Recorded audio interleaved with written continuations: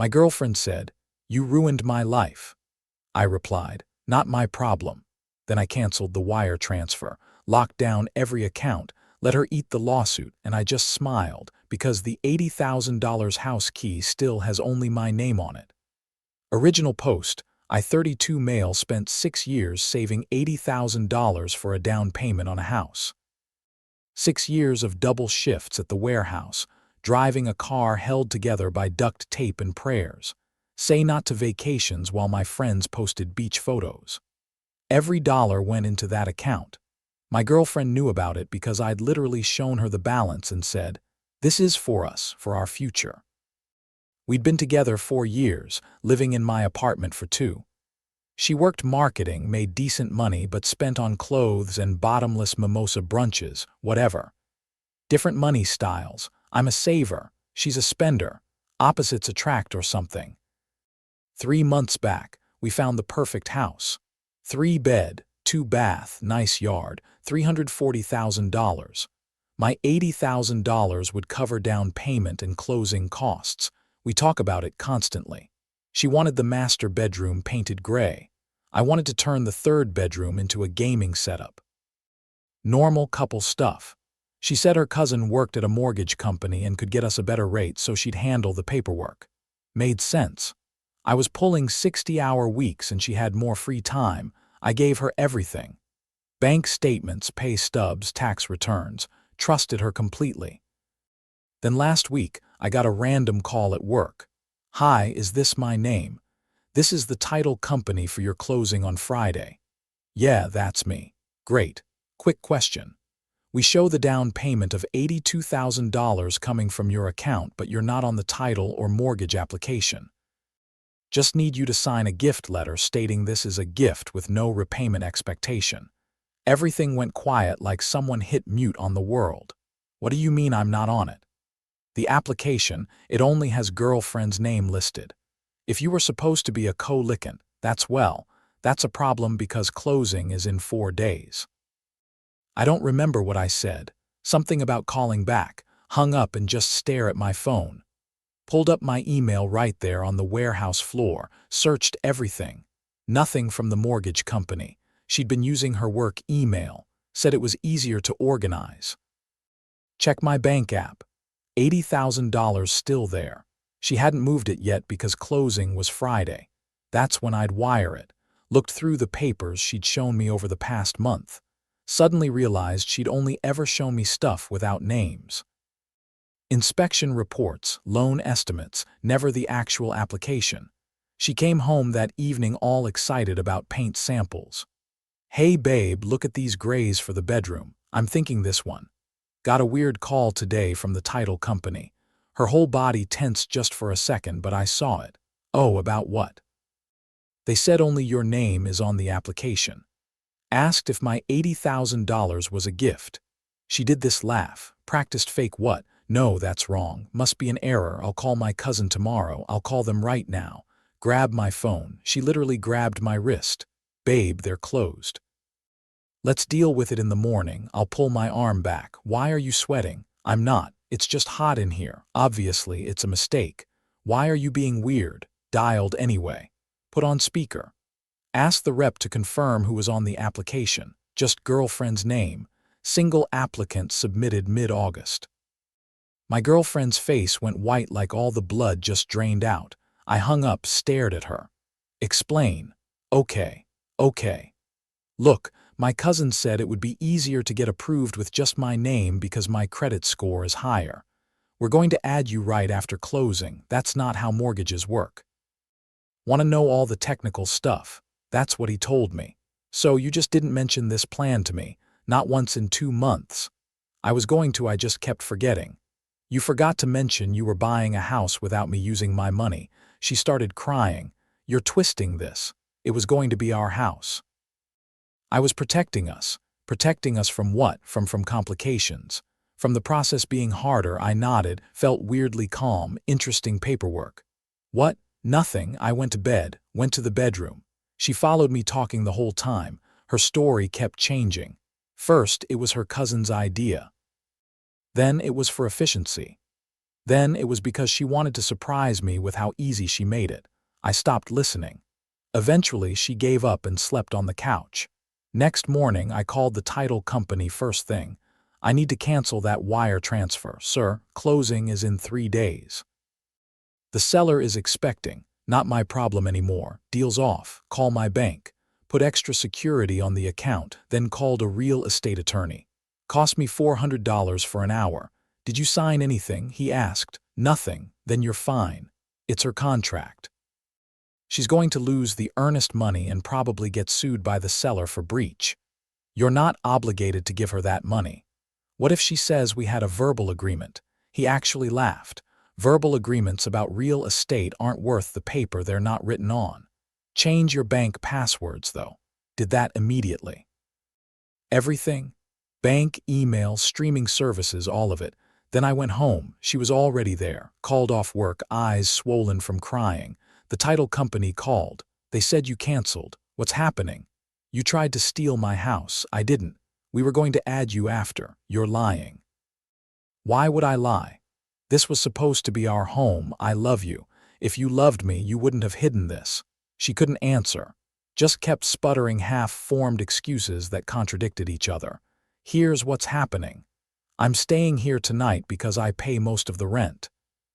You need to find somewhere else to sleep. You can't kick me out. Lease is only in my name. You're not a tenant. You're a guest. Leave or I call the cops. I'm calling my dad. Cool. Haven't come get you. Update 1. Her dad showed up maybe an hour later. Stood in my living room giving me this lecture about stepping up and being a man and supporting your woman. Told him his daughter tried to calm me out of 80 grand. He said I was making it sound worse than it is.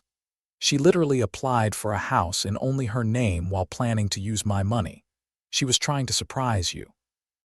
Women do things differently. This isn't a different way of doing things. This is fraud. He got all red-faced. You're going to regret this. When you're old and alone, you'll regret throwing away a good woman over paperwork. They left. She was crying, kept looking back at me like I was going to change my mind. The next morning, her mom called me early, like 700 a.m. How could you do this to her? Do you know what you've done? Protected my money. She's devastated. They already told everyone about the house, their friends, our family. Now she has to tell them it fell through. Do you know how embarrassing? Maybe she should have thought about that before committing mortgage fraud. It's not fraud. You're being dramatic. Young couples do things like this all the time. No, they don't. The seller is threatening to sue her. She could lose everything. She should have thought about that too. Her mom started crying. Please, please just send the money. Fix this. She made a mistake, but she doesn't deserve to have her life ruined. She ruined it herself. Goodbye, hung up. Phone immediately started going off. Her friends, her sister, people I barely knew, all the same message. I was being cruel, petty, vindictive. She made one mistake and I was destroying her life over it. Blocked most of them. Friday was supposed to be closing day. Took the day off work like I'd planned but went to a bar instead. Day drinking, watching sports, ignoring my phone. Around when closing would have happened, my phone exploded. Had a check. Her deal fell through. Lost $8,000 earnest money. Happy now, her. Seller is suing me, her. This is your fault, her. My life is falling apart because of you, her. Please just send the money. We can still fix this. Me, nah, I'm good. Enjoy the lawsuit, though. She blocked me, then unblocked me, then blocked me again. That weekend, I changed my locks. Landlord didn't even ask why, just handed me new keys. Small town, word travels fast. Then her best friend showed up at the warehouse on my shift. Came right through the loading area like she owned the place. You're disgusting. Looked up from my clipboard. Can I help you? She gave you 4 years. Cooked, cleaned, put up with your boring life. The one time she tries to do something for herself, you screw her over. Something for herself with my money. You live together. That makes it community property. That's not how savings account work. You know what? She got closer. She was in a breakup with you anyway. After you got settled in the house, she told me months ago you were dead weight. No ambition, no future. She was upgrading. I smiled. Then I did her a favor. She sputtered. The lawsuit is going to destroy her. $30,000. Her credit's ruined. And for what? Your ego. For theft. She tried to steal from me. It's not theft if you're in a relationship. Security started walking over. She left but kept yelling about what a terrible person I was. That week got weird. My Instagram got reported and temporarily banned for suspicious activity. Someone tried to log into my email from another state.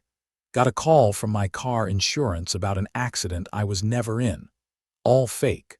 All her trying to mess with my life. Enabled 2-factor authentication on everything. Felt like I was preparing for cyber warfare. Then she showed up at the apartment. Don't know how she got in. I changed the locks, but she must have sweet-talked the landlord or something. Came home from work and she was just sitting on my couch. You need to leave. Can we please just talk? 5 minutes. Stay by the door. Didn't sit down. Go ahead. I messed up. I know that. But it wasn't malicious. My cousin really did say it'd be easier with just my name. And yeah, maybe I liked having something that was mine. You always control the money. Decide what we can afford. I felt powerless. So you decided to steal a house. I was going to add you when after you changed your mind. After I couldn't do anything about it, she started actually crying. Not pretty crying, ugly, snotty crying. I'm losing everything. The seller wants $35,000. I don't have that. I'm going to have to sell my car, drain everything, maybe declare bankruptcy. My credit dropped 200 points. I can't even rent an apartment now. My parents barely talk to me, and you won't even listen. I'm listening. You're facing consequences. I need help alone. $20,000. I'll pay you back. I'll sign anything. No, please. I'll do anything. Get out of my apartment. She lost it. Started screaming. Threw a pillow at me. Call me a controlling psycho who couldn't stand to see her have anything of her own. Called the cops. She left before they showed up, but I filed a report anyway. Got a no trespass order. Few days later, got served with papers. She was suing me. Claimed I'd verbally agreed the $8,000 was a gift that we had an implied contract. Called my attorney. He read it and laughed so hard I thought he was choking. This is the dumbest thing I've read all month. She has no case. Bring your bank records. This will be over in 10 minutes. Update 2. Court was yesterday. She showed up with her dad and a lawyer who looked fresh out of law school. Baby face, cheap suit, kept shuffling papers nervously. Her case, we were basically married. My money was her money. I'd verbally promised her the down payment. My attorney submitted bank statements showing the account in only my name since 2018. Least showing only my name, utilities, all me. Then the killer text messages where she'd called it the down payment money multiple times. Judge barely looked up from the papers. Ma'am, do you have any documentation showing joint ownership of these funds? No, Your Honor, but we lived together for 2 years. This state doesn't recognize common law marriage. Any written agreements? We talked about it verbally. Talking about using money together doesn't make it jointly owned. The account is solely in his name. Case dismissed. Her lawyer tried to argue. Judge cut him off. Counselor, this is frivolous. Your client attempted fraud and is now trying to force her victim to pay for it. We're done. Outside the courthouse, her dad cornered me in the parking lot. Hope you're proud of yourself. I'm getting there. That money should have been for both of you. You're just bitter. She took initiative. Initiative? Is that what fraud is now? Her mom came over crying. She's our baby girl. One mistake. One, and you're making her pay forever. The seller's making her pay. I'm just not bailing her out. We can't afford the settlement. We're going to lose our retirement. I stopped walking. Why would your retirement be involved? Her dad looked away. We co-signed her legal fees. Thought she had a real case. Started laughing. Couldn't help it. You co-signed for this disaster lawsuit. Don't you dare laugh at us. You enabled this. That's on you. Walked away while her mom sobbed and her dad yelled about karma. She texted later. Hope it was worth it. You're going to die alone. Me. Better than being someone's ATM. Thought that was the end. Nope. Last week she showed up at work again. Security tried to stop her, but she pushed through. Came right up to where I was stacking pallets. I need to talk to you. You need to leave before I call the cops. The settlement went through. $32,000. My parents had to pull it from their retirement. They're working 5 more years now because of you.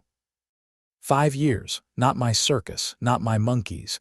You could have prevented this, just sent them money, we'd be in a house right now. Your house. That was the point.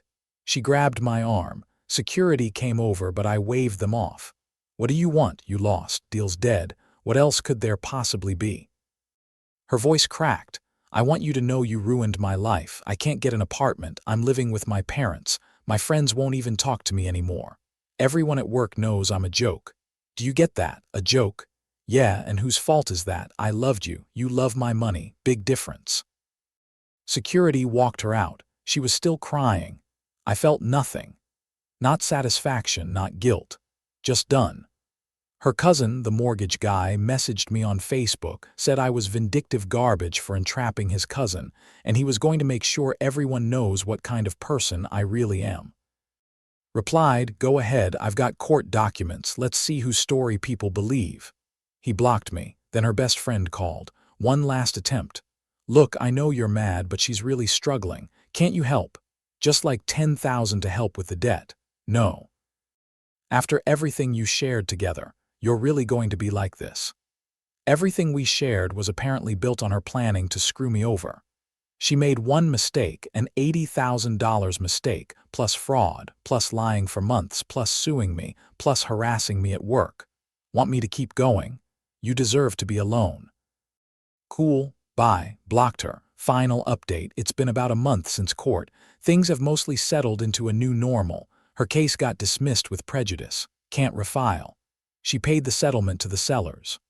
Well, her parents paid it, heard through mutuals. They're working extra hours to rebuild their retirement and barely speaking to her. Her credit's destroyed. 520 score.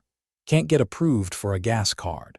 Still living with her parents, paying them $800 per month rent, which apparently causes constant fighting because she thinks they should just let her live there for free after everything I've been through. Got demoted at work, too. Not fired, but moved from client-facing to back-end, admin pay cut. Something about professional conduct after word got around about the court case. Her friends all ghosted. Turns out when you can't afford to go out anymore, people stop inviting you. She posted something passive-aggressive about it on social media. Nobody commented. Ran into her at the grocery store last week. Couldn't avoid it. Small town. She looked rough. Hair in a messy bun, sweats, generic brand, everything in her cart. We made eye contact. She opened her mouth like she was going to say something, then didn't. Just kept walking.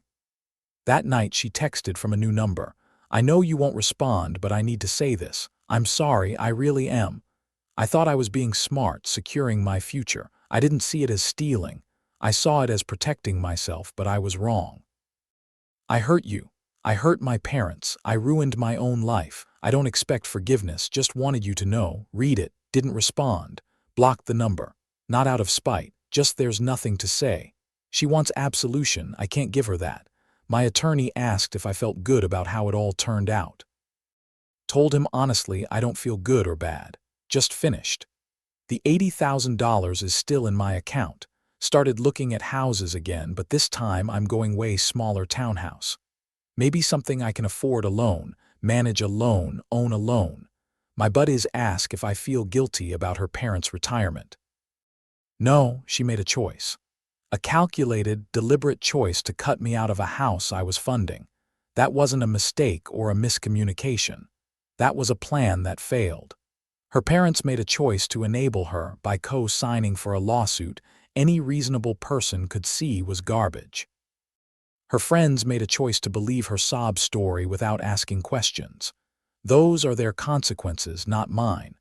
My mom came over for dinner last week, asked how I was really doing. Tired, but okay. You did the right thing, protected yourself. Doesn't feel like I did anything. Just didn't do what you wanted.